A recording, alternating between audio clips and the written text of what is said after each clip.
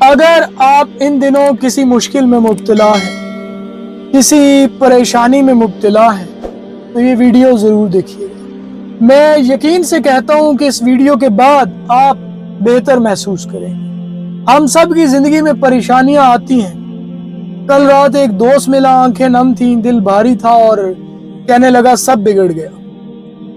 میں نے آہستہ سے پوچھا کیا یہ مشکل واقعی مشکل ہے یا پھر اللہ کی رحمت ہے؟ کنفیوز ہیں آپ؟ اچھا میں مزید واضح کر دوں۔ بعض اوقات دکھ نہیں ہوتا، دکھ کا بھیس بدل کر خیر آتی ہے، اور خیر اکثر انسان کی زندگی میں پردے میں آتی ہے۔ قرآن میں ایک اشارہ ہے حضرت موسیٰ اور حضرت خضر کا واقعہ۔ ایک کشتی میں سوراخ کیا گیا، ظاہری طور پر نقصان ہے لیکن پس پردہ حفاظت ہے جس نے ظالم بادشاہ سے بچا لیا۔ یعنی نقصان نہیں تھا، نقصان کے بھیس میں خیر چھپی تھی۔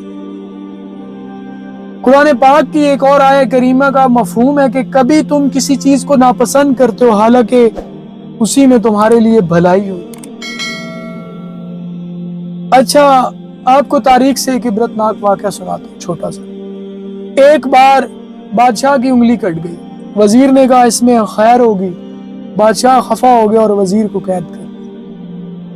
پھر کچھ ہی عرصہ گزرا اور بادشاہ شکار پر گیا اور جنگلی قبیلے کے ہاتھ میں آیا۔ وہ قبیلہ بادشاہ کو اپنے بتوں کی بلی چڑھانا چاہتا تھا لیکن کٹی انگلی دیکھی چھوڑ دیا کیونکہ بے عیب کی قربانی دینا تھی۔ انگلی کٹی اور جان بچی، یعنی انگلی کٹنے میں بھی خیر چھپی تھی۔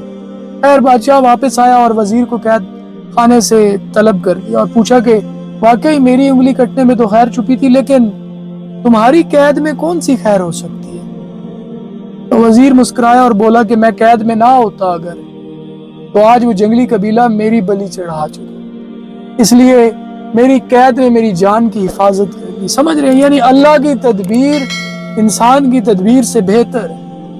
اچھا ہم آج کی زندگی میں دیکھ لیتے ہیں، بیماری آ جائے، ہو سکتا ہے رفتار کم ہو مگر رشتہ اللہ سے گہرا ہو جائے اور انسان ہلاک ہونے سے بچ جائے۔ سمجھ رہے ہیں میں کس ہلاکت کی بات کر رہا ہوں؟ کاروباری نقصان ہو گیا، شاید بہترین راستہ کھلے، ویزا نوکری میں تاخیر ہوئی ہے، ممکن ہے صحیح وقت ابھی نہ آیا۔ ہاں یہاں ایک بات قابل غور ہے، اس سب میں صرف ایک کسوٹی ضروری ہے۔ جب کبھی آپ پر پریشانی آئے، ہاتھ دل پر رکھ کے خود سے سوال کیجیے کیا یہ میری غلطی کا پھل ہے؟ کیا میں نے لالچ کیا؟ کیا میں نے کسی کا حق دبا لیا؟ کیا میں نے نافرمانی کی؟